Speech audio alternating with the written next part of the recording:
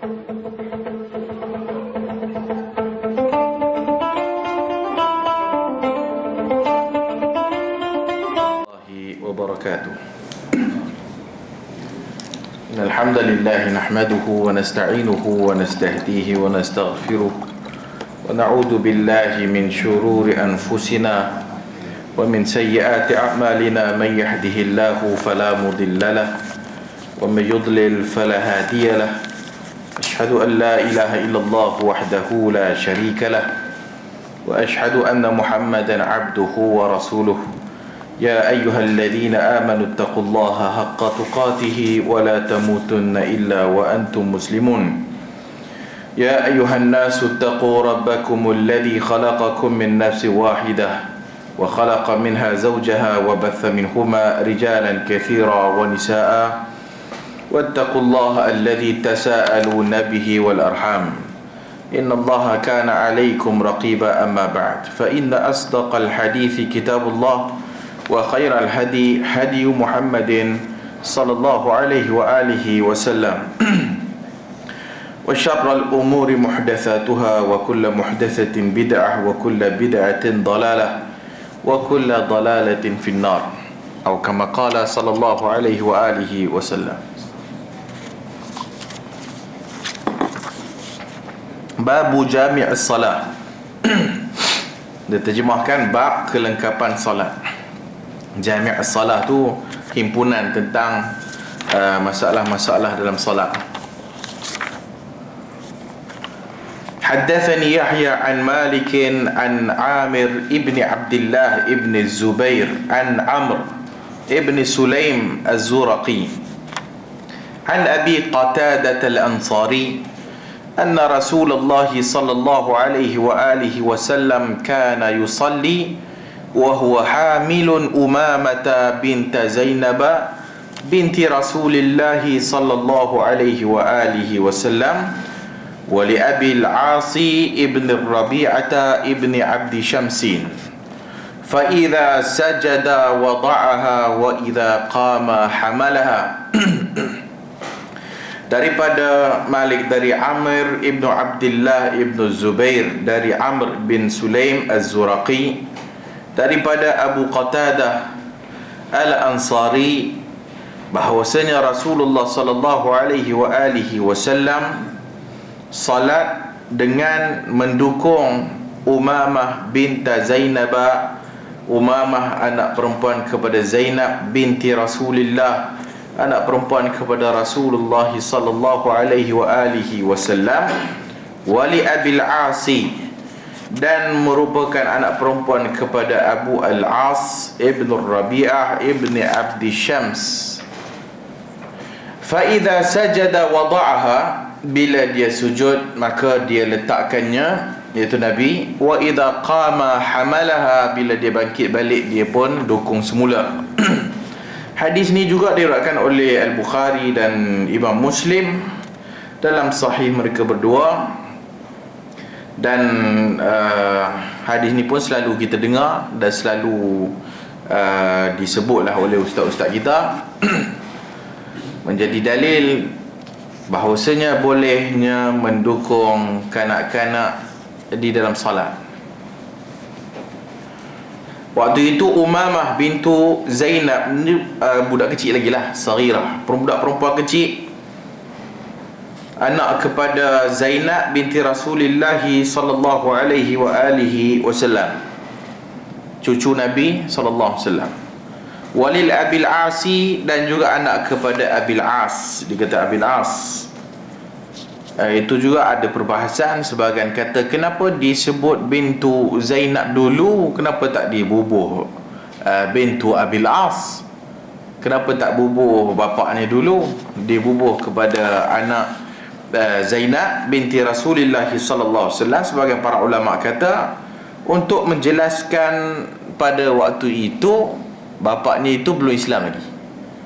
Pada waktu itu bapaknya belum Islam lagi, maka diisyaratkanlah ataupun didahulukan mak dia dulu. Kemudian barulah berikutnya kepada bapak dia, li Abil Asi ataupun li Abil As, sebagai isyarat bahawasanya itu nasab yang hakikatnya. itu kepada Abil As tadi, Ibn Rabi'ah Ibn Abdi Syams. Fa idza sajada, bila Nabi sujud, Nabi letakkannya. Wa idza qama hamalaha, apabila Nabi bangkit balik, maka Nabi pun mendukungnya semula. Iaitu dalam sebahagian riwayat disebut Nabi mendukungnya ala atiqihi. Dalam Muslim riwayatnya ala atiqihi, di atas bahunya. Ya, bila dukung budak tu ala atiqihi, dia letak atas dia punya bahu. Dalam sebagian riwayat ada pertambahan seperti dalam riwayat An-Nasa'i dan riwayat Muslim, idza raka'a wada'aha min idza raka'a wada'aha, bila dia rukuk dia letakkannya. Dalam riwayat Muslim juga fa idza qama a'adaha, bila dia bangkit dia angkat balik, a'adaha. Dalam sebahagian riwayat dalam Abu Dawud, hatta idza arada an yarka'a akhadhaha fa wada'aha thumma raka'a wa sajada, hatta idza farigha min sujudihi wa qam akhadhaha faraddaha makanaha. Hatta, sehingga idza arada, bila dia nak rukuk, akhadhaha fa wada'aha, dia ambil dan dia letakkan, summa raka'a, dan dia rukuk dan dia sujud, sehinggalah apabila habis daripada sujudnya dia bangkit, dia angkat balik dan meletakkan balik di atas bahunya. Dan hadis beberapa riwayat tadi itu jelas menunjukkan bahawasanya perbuatan itu datangnya daripada orang yang dukung itulah. Perbuatan angkat, dukung, itu semua perbuatan orang yang sedang solat tu. Jadi walau bagaimanapun, kalau ikut dari sudut zahir hadisnya, bolehlah diangkat dan diletak, diangkat dan diletak balik. Dan di situ juga datangnya khilaf ulama di dalam menakwil makna hadis. Dalam menakwil makna hadis tu, ulama tengok perbuatan itu pergerakannya banyak. Pergerakannya banyak. Maka sebagian para ulama kata ianya dibenarkan dalam solat sunat aja. Itu mula ijtihad para ulama lah. Ni pergerakan banyak ni, sedangkan dalam solat itu tak sepatutnya pergerakan banyak. Jadi bila dukung budak, nak rukuk, nak sujud, melibatkan pergerakan yang banyak. Maka sebagian para ulama seperti riwayat daripada Ibn Al-Qasim daripada Imam Malik sendiri, annahu kana fi nafilah, maka dia kata itu di dalam solat nafilah, solat sunat.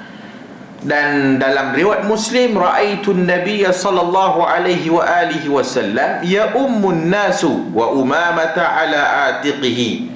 Tapi sebagian para ulama bawa pula riwayat Imam Muslim bahawasanya Nabi sallallahu alaihi wasallam ya ummun nas, Nabi menjadi imam kepada manusia, dan Nabi mendukung Umamah di atas atiqihi, di atas dia punya bahu, menunjukkan salat wajib. Sebab salat sunat mana ada jemaah. Jadi itu salat wajib. Dalam riwayat Abu Daud, baina nahnu nantaziru Rasulillah fi adh-dhuhri aw al-'asri qad da'ahu Bilal ila as-salah idza kharaja ilaina wa Umamata ala atiqihi faqama fi musalla faqumna khalfahu fakabbara wa kabbarna wa hiya fi makaniha. Ketika mana kami sedang menunggu Nabi untuk salat zuhur dan asar, qad da'ahu Bilal ila salat, maka Bilal pun mulalah mengiqamatkan salat. Kemudian Nabi keluar, idh kharaja ilaina, dan Umamah Nabi dukung. Faqama fi musalla faqumna khalfahu, dia duduk kat tempat imam dan kami pun berdiri di belakang Nabi. Fakabbara fa wa kabbarna, Nabi takbir, kami pun takbir. Wahya fi makaniha, dan Umamah masih didukung oleh Nabi sallallahu alaihi wa alihi wasallam. Cuma di sana kata Ibnu Abdul Bar, dia kata riwayat itu ada masalah. Maka dia bawa pula riwayat daripada Al-Lais, daripada Al-Maqburi, falam yaqul fi adh-dhuhri aw al-'asr. Maka dia bawa satu lagi riwayat daripada Lais, bahawasanya tidak ada perkataan zuhur dan asar. Maka riwayat Lais dia kata, yang dikeluarkan oleh Al-Bukhari dalam Al-Adab, itu Adabul Mufrad, tak ada perkataan zuhur dan asar. Maka kepada ulama yang kata ia salat sunat, sunat lah tu. Perkataan zuhur dan asar tu sebenarnya tak ada. Tapi sebagian para ulama melihat bahawasanya kalau ada ke tak ada ke, peduli apa, yang penting solat tu. Nabi solat, Nabi dukung. Tak kira lah salat sunat ke, salat wajib ke. Itulah apa nama perbezaan ulama kepada satu hadis. Kata Al-Qurtubi dan diwakilkan daripada Nafi' daripada Malik, anna zalika lid-darurah. Kata Al-Imam Al-Qurtubi datang dengan riwayat Abdullah bin Nafi' daripada Imam Malik sendiri, yang perbuatan itu lid-darurah. Kalau ada kalau terpaksa. Kalau terpaksa nak kena dukung, baru dukung. Kalau tidak perlu dukung, jangan dukung. Lid-darurah. Haitsu lam yajidu man yakfiyahu amraha. Iaitu bila tak ada orang nak jaga anak tu, maka bolehlah diangkat. Wa qala ba'du ashabihi li'annahu law tarakaha labakat. Kata sebahagian ashab Imam Malik bahawasanya kalau ditinggalkan budak itu, maka dia akan menangis, dan kita akan banyak lagi kerja nak kena buat kalau dia menangis daripada kita dukung saja. Kalau dukung tu tak ada menangis, tak ada banyak kerja. Satgi nangis, mulalah. Tahulah budak menangis, kita pun tengah semayang, dah mula duk fikir kenapa dan sebagainya. Banyak kerja nak kena buat. Kata Imam Al-Baji, in wajada man yakfiyahu amraha jaza fi nafilati duna al-faridah. Kata Al-Imam Al-Baji pula, kalau ada orang yang melihat ataupun yang boleh menjaganya, maka boleh dalam salat sunat, tapi tak boleh dalam salat yang wajib. Kalau ada orang yang jaga, maka salat sunat tak apa. Salat wajib jangan, tak boleh. Wa illam yajidu jada fihima, kalau tak ada orang jaga, baru boleh dalam salat yang wajib. Kemudian kata Al-Nawawi,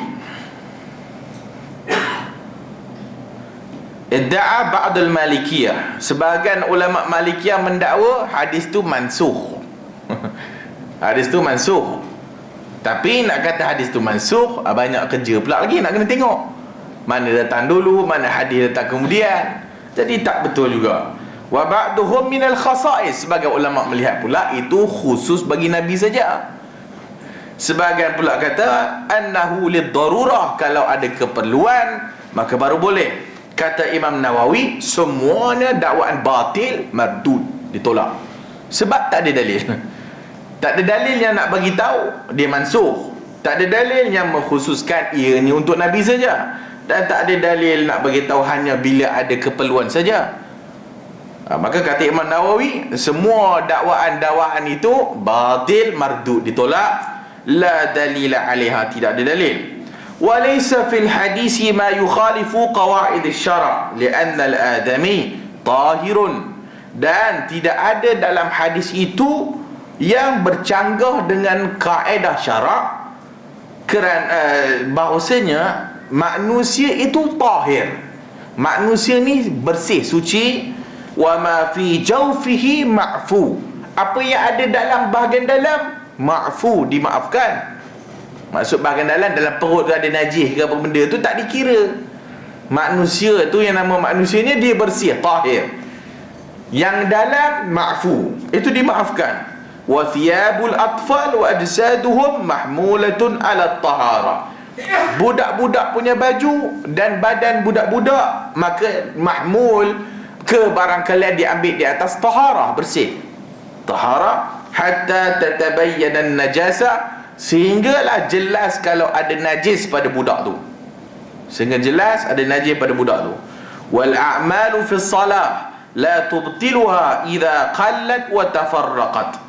Dan perbuatan dalam salat itu tidaklah menjadi batal kalau sekiranya qallat sikit, wa tafarraqat, berpecah-pecah. Jadi sikit tak dikira. Sebab itu ada sebagai, kalau tengok sebagai pandangan para ulama, dia terkena air kencing sikit pada seluar dia. Terkena sikit dia. Sikit, nak begitu sikit. Ma'fu, dimaafkan. nak balik rumah jauh, kemudian banyaklah benda-benda, maka dimaafkan sikit je. Ada sebahagian yang menyatakan begitu. Idza qallat, kalau sedikit. Wa dalailu syara' mutadhahira ala dhalika wa inna ma fa'alahu sallallahu alaihi wasallam bayanil jawaz. Nabi buat itu untuk bagi tahu boleh. Nabi buat itu untuk memberitahu perbuatan itu diharuskan. Itu kata Imam An-Nawawi. Jadi budak tu ambil zahirnya, bersih. Tak payah duduk sibuk-sibuk tengah sembahyang, picit pampers tu. Penuh ke tak? Biar tak pi lah, anggap bersih. Alel kalau sebelum nak sembahyang tu dah nak jatuh dah pampers, jumpa je berat air kencing tu, tukar lah.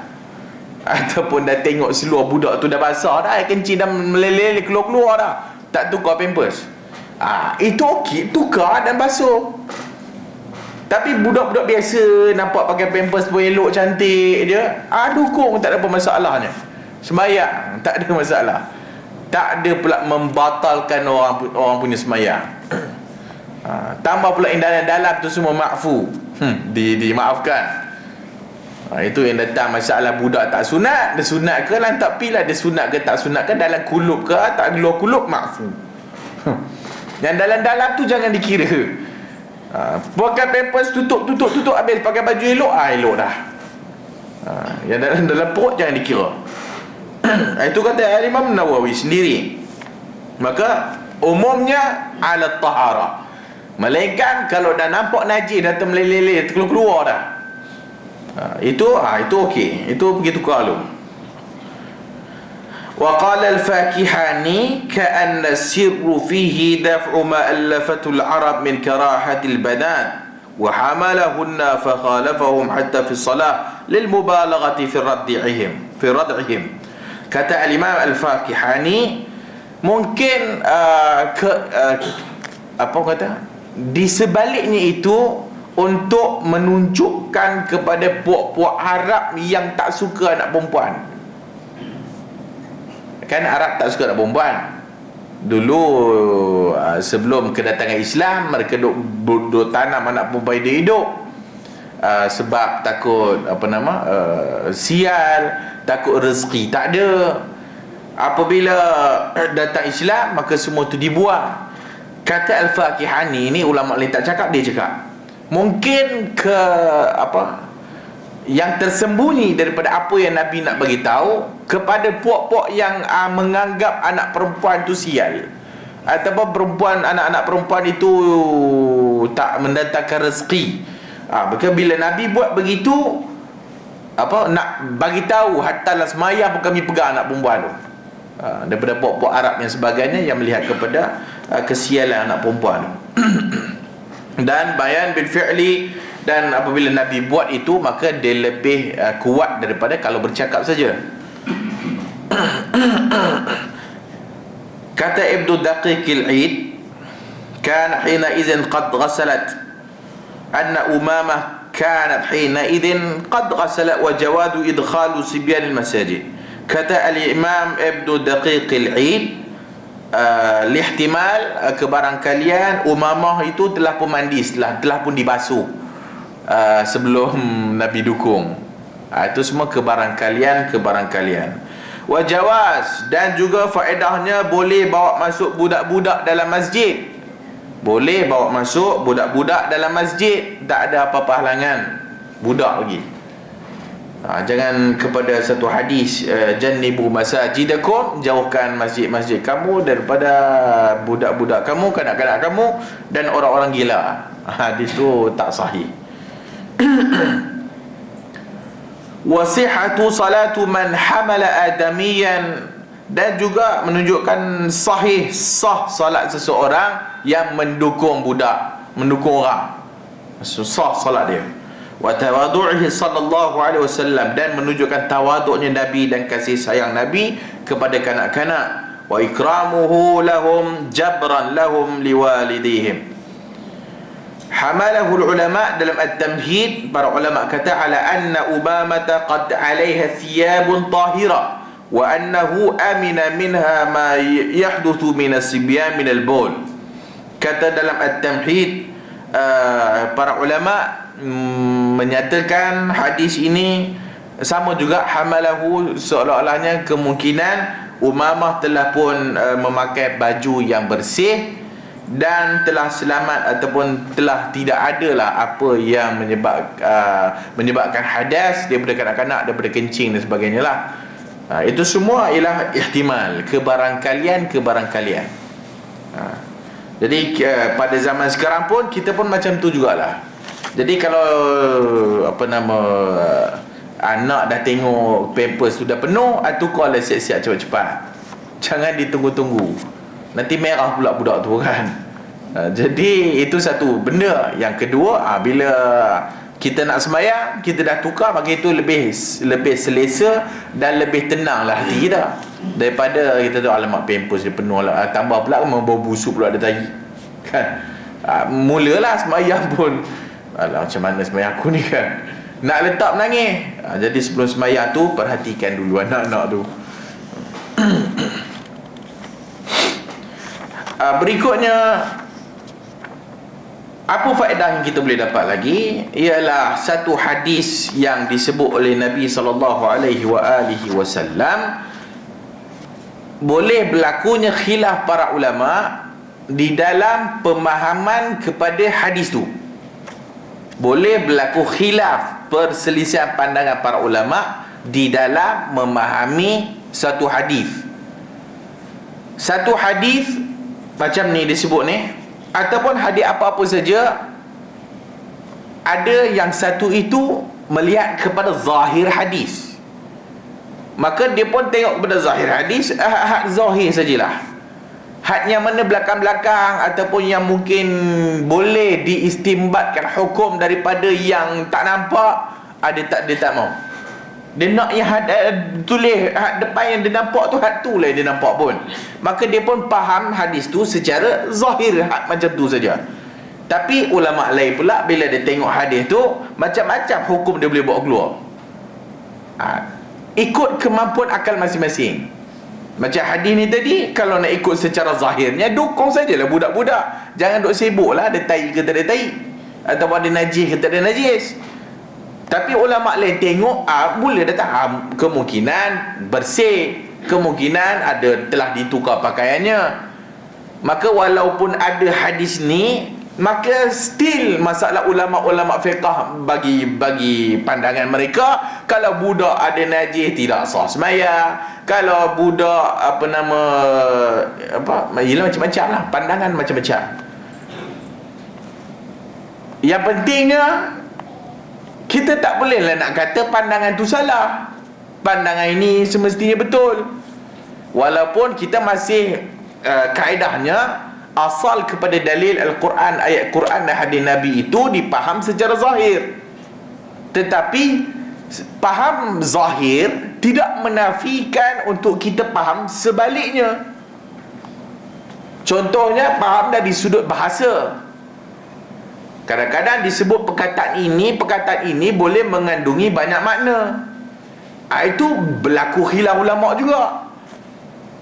Seperti perempuan yang suci, salasata quru. Quru itu kan dia berbeza pandangan. Ulama mazhab Syafi'i faham lain, mazhab Hanafi faham lain. Mazhab Syafi'i kata bersih, mazhab lain kata, Abu Hanifah kata haid. Kita tak boleh pula nak kata Abu Hanifah salah, Syafi'i betul, Syafi'i salah, Abu Hanifah betul. Tapi kemungkinan kita memilih satu pandangan sebab pada kita ini lebih tepat. Dalam masa yang sama, mungkin pada kita dia salah, tapi kita tidak bolehlah orang kata mengherdik dia, mengkritik dia, kata dia dah tak suka Islam, kata dia keluar Islam, tu tak boleh. Itu cara faham dia, dan masalah itu boleh untuk diperselisihkan. Dia bukan perkara pokok, perkara akidah yang tak boleh nak diperselisihkan, tapi dia perkara masalah cabang ni tadi tu. Dan bukanlah bermakna kalau dia faham hadis tu cara lain sedikit, dia dah keluar daripada manhaj salaf. Yang dikatakan manhaj salaf itu kaedah bagaimana cara pengambilan dalil, bagaimana nak tahu suatu hukum, bagaimana kaedah kita mendapatkan ilmu, bagaimana cara kita nak faham betul dalil ni. Itu semua sepakat. Maka mesti Quran, sunnah, kefahaman para salaf, itu semua orang tahu. Tapi kita tak boleh nak menahan orang daripada berfikir cara lain, yang kadang-kadang kita pun tak terfikir, tapi dia boleh fikir cara macam tu. Sebab itu para ulama pun dia berbeza-beza kemampuan. Ada ulama yang kurang sikit kemampuan nak bagi faham, nak faham dalil tu. Ada ulama boleh tafsir macam-macam daripada satu dalil. Tetapi masing-masing masih lagi dalam kerangka manhaj yang betul. Ayat itu mesti dipahami. Bukan bermaksud kalau dia berbeza dengan pandangan kita, dia telah terkeluar daripada manhaj yang betul. Tak betul. Melainkan kalau kita tahu dah memang manhajnya memang cacat, okeylah. Kita tahu manhaj dia memang suka ambil hadis dhaif, kita tahu manhaj dia memang suka ambil benda karut-marut, itu memang jelas tu kita tolak. Tapi ini ulama yang kita tahu dia ini berpegang kepada prinsip salaf ataupun prinsip cara faham dalil yang betul, tetapi dia berbeza pandangan daripada ulama-ulama yang lain, maka dia masih lagi dalam manhaj, dia tak keluar daripada manhaj. Jadi benda itulah yang berlaku dalam masalah fiqh.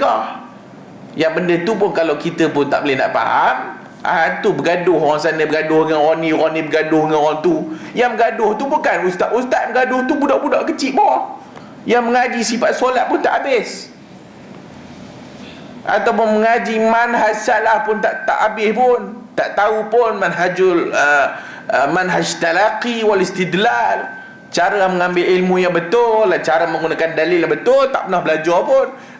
Puak-puak ni lah melampau-lampau ni. Tu kita nak bagi peringatan lah. Jadi mesti kita tahu manhaj dulu.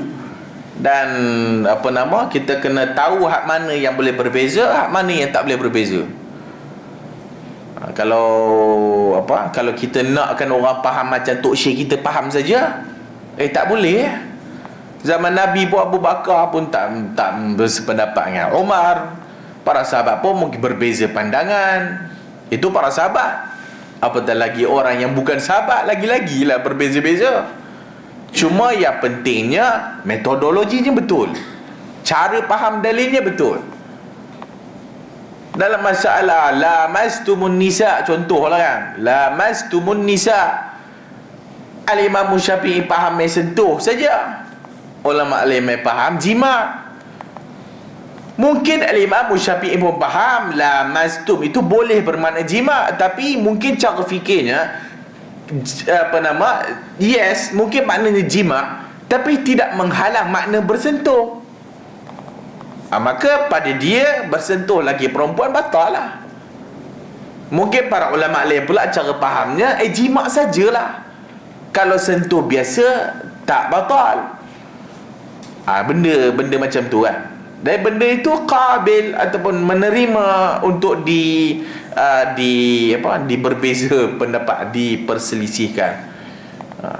Tetapi kena mengajilah. Itu semua kita mengaji, dan sebab itu kita dapat tahu kenapa ulama ni begini pandangannya, kenapa ulama tu begitu pandangannya. Sebab itu Al-Imam Syafi'i kata pandanganku betul tapi kemungkinan salah. Pandangan dia salah, kemungkinan pandangannya betul.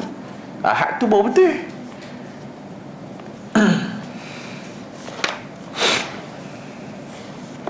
Ada soalan tak?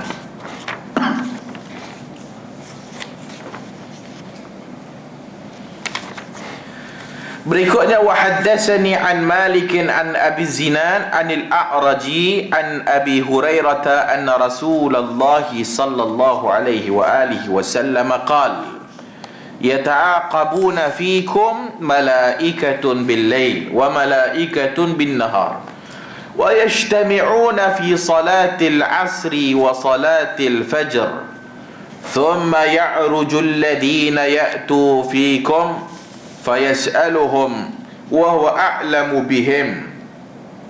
Kaifa taraktum ibadi fayaqulun taraknahum wa hum yusallun wa atainahum wa hum yusallun.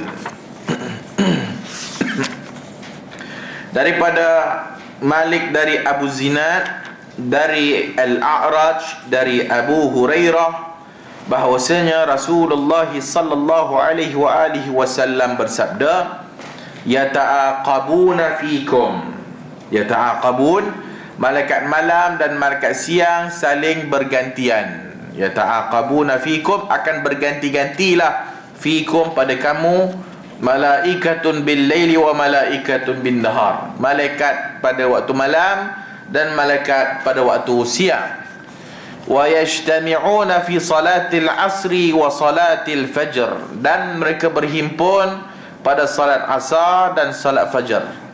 Summa ya'rujul lazina ya'tu fikum, kemudian naiklah malaikat allazina ya'tu fikum, yang datang kepada kamu itu, fayas'aluhum wa huwa a'lamu bihim, dan dia pun ditanya oleh Allah Azza wa Jal, sedangkan Allah itu maha mengetahui tentang keadaan mereka. Kaifa taraktum ibadi, bagaimana kamu meninggalkan hamba-Ku? Fayaqulun, mereka kata, taraknahum wa hum yusallun, kami meninggalkan mereka dalam keadaan mereka salat. Wa atainahum wa hum yusallun, dan kami datang kepada mereka dalam keadaan mereka salat. Hadis ini pun selalu kita dengar tentang malaikat satu. Kemudian di situ juga ada pemahaman ulama yang berbeza-beza. Ada ulama yang menyatakan malaikat yang dimaksudkan itu malaikat al-hafazah, malaikat yang menjaga kita. Ada para ulama kata no, malaikat hafazah tu lain. Malaikat yang ni malaikat siang dan malam yang berganti-ganti. Malaikat al-hafazah dia tidak akan tinggalkan manusia tu, dia akan sentiasa bersama. Malaikat kalau dia pergi buang air ataupun bersama dengan isteri, dia jauh. Al-hafazah tu menjagalah maksud dia. Sebagian melihat bahawasanya malaikat malam siang ni al-hafazah lah yang menjaga manusia siang dan malam. Ayat tu pun apa beza bagi pandangan para ulama. Jadi yang pentingnya Allah Ta'ala tu malaikat ni banyak lah, tak terkira. Yang masuk dalam Baitul Ma'mur pun 70,000 tak keluar-keluar dah.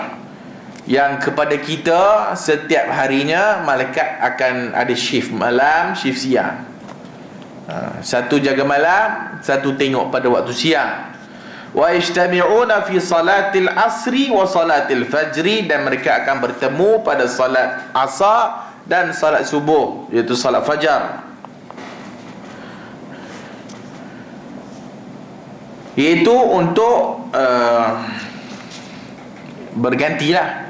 Kalau kat hospital tu nurse pagi, nurse siang, nurse siang, nurse malam, maka sebelum mereka balik mesti berhimpun. Nurse pagi kena jumpa nurse malam, kena jumpa nurse siang. Maka nurse malam menyerahkan laporan kepada nurse siang lah. Apa yang berlaku pada malam hari, dia tu buat apa, dia ni kena CPR 2 kali ke kan. Jadi nurse yang jaga siang pula dia tahu apa yang berlaku kat orang tu. Nanti doktor tanya pagi-pagi, dia tahulah apa nak jawab kan. Begitulah setiap hari. Maka malaikat ni pun ada shiftnya. Yang jaga malam nanti saat lagi nak tunggu yang jaga siang tu, maka mereka akan berhimpun pada 2 sembahyang, iaitu salat asar dan salat fajar. Summa ya'rujul lazina ya'tu fikum, datang satu dan satu lagi pergi naik atas, dan naik atas tu bawa laporan. Fayas'aluhum wa huwa a'lamu bihim, maka mereka itu ditanyalah oleh Allah Azza wa Jalla. Dalam hadis yang daripada suatu riwayat daripada sanadnya daripada Al-Hasan, qal al-hafazatu arba'atun ya'taqabunahu, malakan bil lail wa malakan bin nahar, tajtami'u hazil amlak al-arba'a inda salatil fajri wa huwa qawluhu inna Qur'an al-fajri kana mashhuda. Dalam sebagian riwayat ada menyatakan bahawasanya al-hafazah ada 4, malaikat hafazah dia ada 4 yang duk menjaga ni. 2 malam 2 siang. dan mereka akan berhimpun empat-empat itu pada salat fajar dan salat asar. Pada salat fajar, dan itulah yang disebut oleh Allah dalam surah Al-Isra ayat 78, inna Qur'an al-fajri kana mashhudan. Sesungguhnya Quran al-fajr, bacaan fajar itu salat subuh itu, kana mashhuda, ianya disaksikan, kana mashhuda. Wa akhraja Abu Syekh an Ibn al-Mubarak wa kullu bihi khamsatu amlak. Dalam riwayat daripada Abu Syekh daripada Ibn al-Mubarak ada 5 malaikat. Malakan bil-lail, 2 malaikat pada waktu malam dan 2 malaikat pada waktu siang. Yaji'an wa yadhaban, 2 pergi, 2 datang. Kemudian wa malakun khamis la yufariquhu lailan wala nahara, dan yang kelima tak berpisah, siang malam dia duduk dengan orang tu. 2 datang, 2 pergi, tapi yang satu ni dia kekal duduk bersama orang itulah. Wa anna al-hafadha innama tufariqu al-insan hina qada'i al-haja wa ifda'ihi ila ahlihi. Ini kita dah sebut dah, sebagai riwayat menyatakan al-hafadha itu akan berpisah dengan orang itu ketika mana dia qada' hajat dan dia ifda'i ila ahlihi, apabila dia pergi kepada isteri ataupun isteri dia. Wa yajtami'una fi salatil asri wa salatil fajri, mereka berhimpun pada salat asar dan salat subuh. Itu pun ada sebagian ulama kata sebenarnya mereka berhimpun pada waktu subuh saja. Sebagian kata oleh kerana riwayat itu kata salat subuh dan salat asar. Salat subuh tu berdasarkan ayat yang kita bacakan tadi tu, inna Qur'an al-fajri kana mashhuda. Salat subuh itu ialah salat yang disaksikan, maksudnya disaksikan oleh para malaikat. Maka malaikat duduk, dia tengok para hamba Allah salat subuh dan salat subuh. Annahum, yang kata Ibn Abdul Bar, al-azhar annahum yashhaduna ma'humus salah fil jama'ah. Kata Ibn Abdul Bar pula, malaikat itu duduk dan tengok bersama-sama orang yang salat subuh berjemaah. Dia kata berjemaah saja. Sebagian kata umum, berjemaah ke tak berjemaah ke, kalau dia sembahyang subuh dan sembahyang asar dikira. Jadi mereka ini memberi laporan kepada Allah Azza wa Jal, dan mereka bila yang shift pagi itu naik jumpa Allah Ta'ala dan ditanya oleh Allah Azza wa Jal. Allah tanya sedangkan Allah Maha mengetahui, tapi itu semua nak menunjukkan keagungan dan kehebatan Allah Azza wa Jal. Jadi ditanya kepada malaikat, kau nampak hamba-Ku apa dia buat? Maksudnya kau pergi, kau meninggalkan hamba-Ku, dia buat apa? Maka para malaikat pun menjawab kepada Allah Azza wa Jal, kami tinggalkan mereka dalam keadaan mereka sembahyang, ataupun kami tinggalkan mereka, mereka telah pun salat, dan kami datang kepada mereka, mereka sembahyang. Datang subuh tengok sembahyang, nanti nak balik asar, nanti sembahyang lagi. Jadi antara faedah hadis menunjukkan rahmat Allah Ta'ala, lembut, maha apa orang kata, kasih sayang Allah kepada makhluk dia, iaitu apabila Allah arahkan malaikat ini pergi tengok hambanya waktu sembahyang. Cuba Allah tidak arahkan, mungkin malaikat naik dalam keadaan kita tidur, subuh terlepas. Mungkin ataupun tengah buat maksiat. Tapi Allah pilih 2 time, subuh dengan asar. Dan para malaikat kata, aku datang dia sembahyang, aku pergi pun dia sembahyang. Mungkin antara itu dia buat maksiat, mungkin, ataupun antara yang lain-lain itu banyaklah pekerjaan yang dibuat. Tapi Allah Ta'ala terahmat kepada hamba dia. Pilih time yang betul, time sembahyang. Laporan datang, tukar laporan pun time sembahyang juga, subuh dan asar. Dan itu merupakan syahadatu lahum bi ahsani syahadah wa fi syai' li'annahu raja'a annahum al-hafadhah. Dan itu menunjukkan bahawasanya satu kasih sayang Allah tadi itu, dan para malaikat akan membawa suatu persaksian yang baguslah, satu persaksian yang baik. Dan itu juga sebagian para ulama dalil menunjukkan bahawasanya malaikat itu ialah malaikat al-hafazah tadi tu, malaikat yang menjaga manusia. Dan sebagai kata wa yahtamilu, Allah Ta'ala yasturu anhum ma ya'malunahu fima bainal waqtain. Allah Ta'ala tutup kepada hamba-hambanya di waktu-waktu antara kedua-duanya, ataupun di waktu yang bukan pada waktu subuh dan waktu asar tu Allah tutup keaiban kita. Jadi bila malaikat pergi kepada Allah Ta'ala, malaikat bagi laporan yang bagus. Malaikat datang, dia tengok bagus, dan nanti bagi laporan kepada Allah Ta'ala, kita dalam keadaan yang bagus. Itu kasih sayang Allah Azza wa Jalla. Dan menunjukkan bahawasanya kedudukan salat itu ialah suatu yang tinggi. Ibadah salat merupakan suatu yang tinggi. Sebab itu Allah Azza wa Jalla bertanya soal jawab dengan malaikat tentang masalah salat. Dia sembahyang ke tak? Jadi malaikat beritahu dia solat subuh, dan kami datang dia sembahyang asar dan sebagainya. Jadi itu menunjukkan bahawa salat itu penting, dan ia merupakan ibadah yang paling agung. Kalau dia tak buat yang lain-lain, sembahyang dijaga betul-betul, maka paling kurang benda yang pertama dihisab tu lepas. Awalu ma yuhasabu bihil abdu yaumal qiyamah as-salah. Benda pertama yang nanti Allah akan hisab ialah salat. Kalau lulus, yang lain lulus. Kalau belum lulus, Allah sangat kasih juga kepada hamba dia.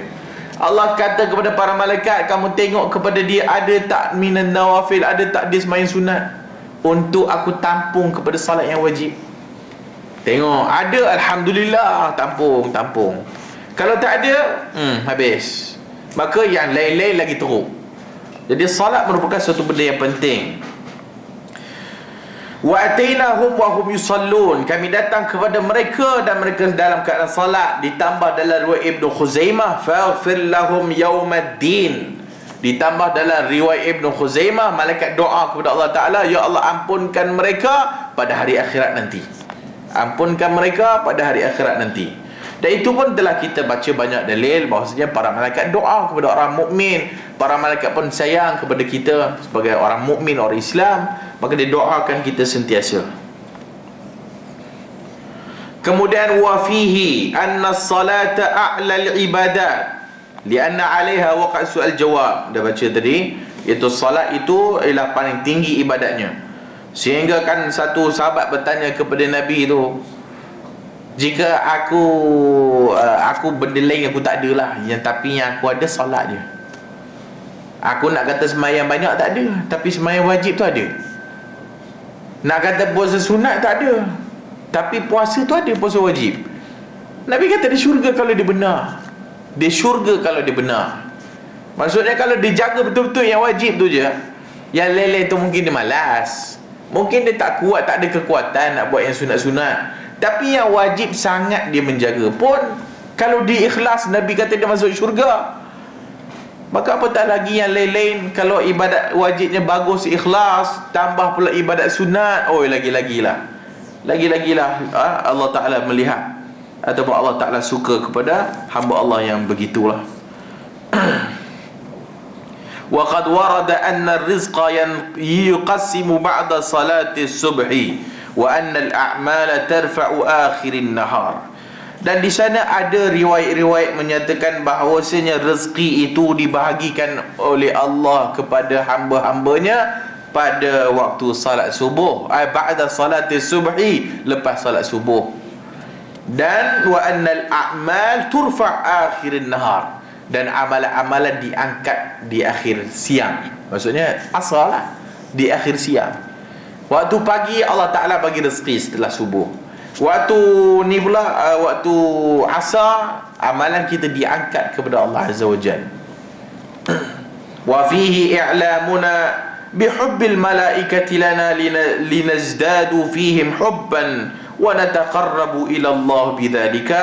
Dan sebagai pemberitahuan seperti yang kita sebut tadi, sayangnya para malaikat kepada kita, linazdada fihim hubban, untuk menambahkan kepada kita semua kecintaan, untuk mendekatkan diri kepada Allah Azza wa Jalla. Dan berikutnya, faedahnya menunjukkan kelebihan ataupun keutamaan salat subuh dan asar.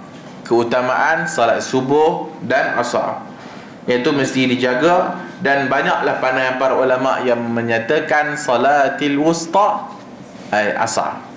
Hafizu ala salawati was salatil wusta. Jagalah kamu salat-salat dan salat wusta. Maka wusta tu mereka banyaklah para ulama yang kata asar. Walaupun di sana banyak juga pandangan yang banyak sangat. Ada kata subuh, zuhur pun ada, asar pun ada, maghrib pun ada, isyak pun ada, semua ada. Semua ada pandangan tu. Tapi yang banyaknya salatil wusta ialah salat asar. Dan dikhaskan begitu dalam hadis ini.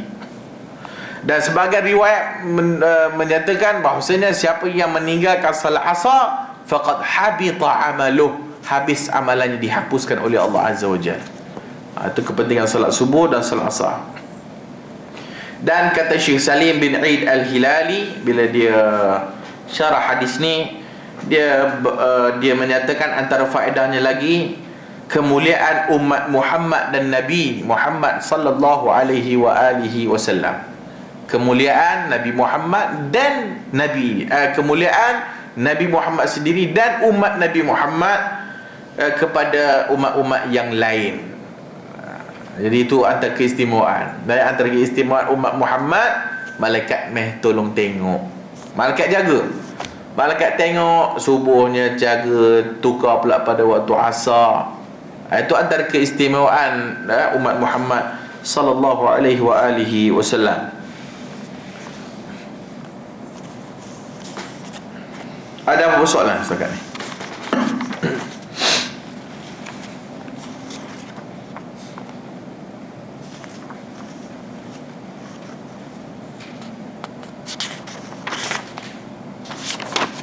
Hadis yang berikutnya tu kita dah baca dah sebenarnya kan, tentang dalam bab yang sebelum ni. Wa haddatsani an Malik an Hisham bin Urwa an abihi an Aisyah zawjin Nabi sallallahu alaihi wasallam anna Rasulullah sallallahu alaihi wasallam qala muru Aba Bakr falyusalli lin-nas.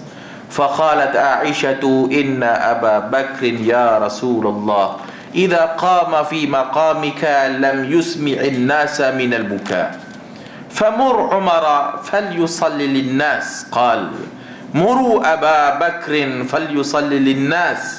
قالت عائشة فقلت لحفصة قولي له إن أبا بكر إذا قام في مقامك لم يسمع الناس من البكاء فمر عمر فليصلي للناس.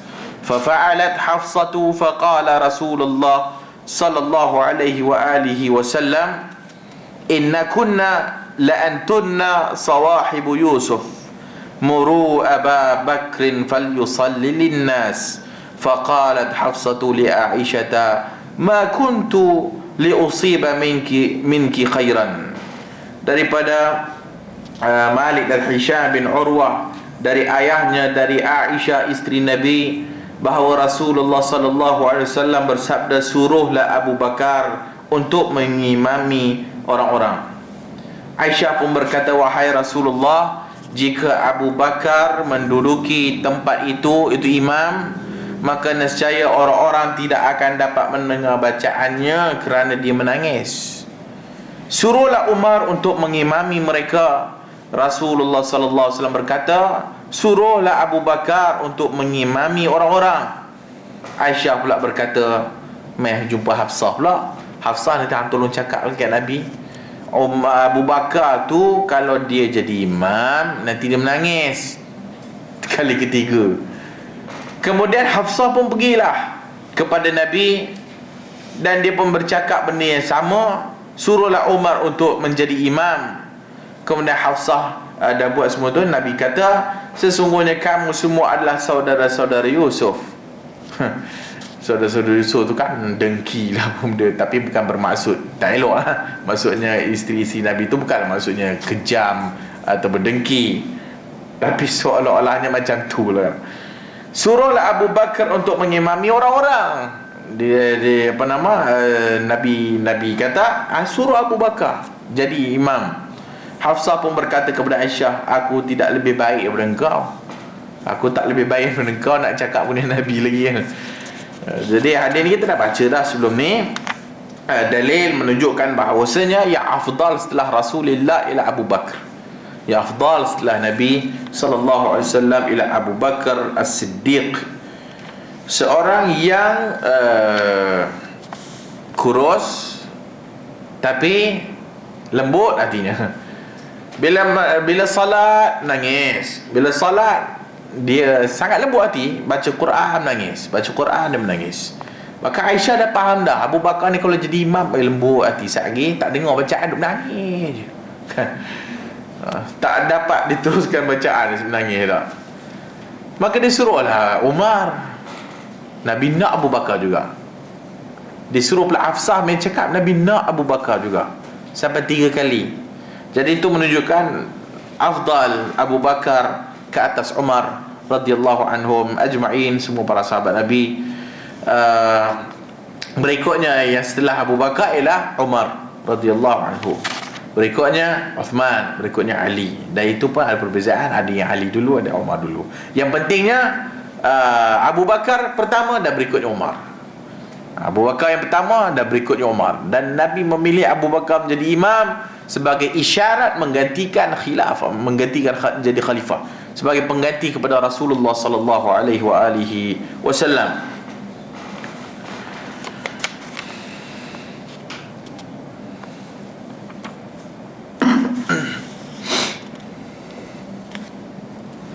Ada apa-apa soalan?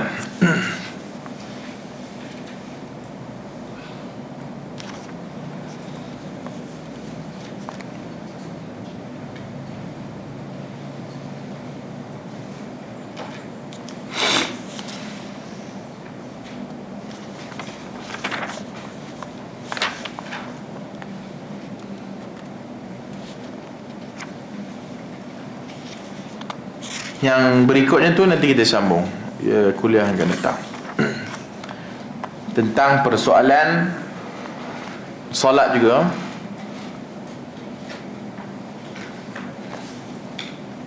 Iaitu masalah kalau sekiranya orang itu solat maka tidak boleh dibunuh lah. Kalau orang itu solat tak boleh dibunuh. Itu juga menunjukkan kedudukan solat. Kalau yang lain-lain tu tak apa-apa nak ditengok, tapi kalau dia masih aqamus salah, kalau dia masih mendirikan salat, maka itu masih terjaga darah dia, maruah dia dan sebagainya. Wallahu a'lamu bis-shawab.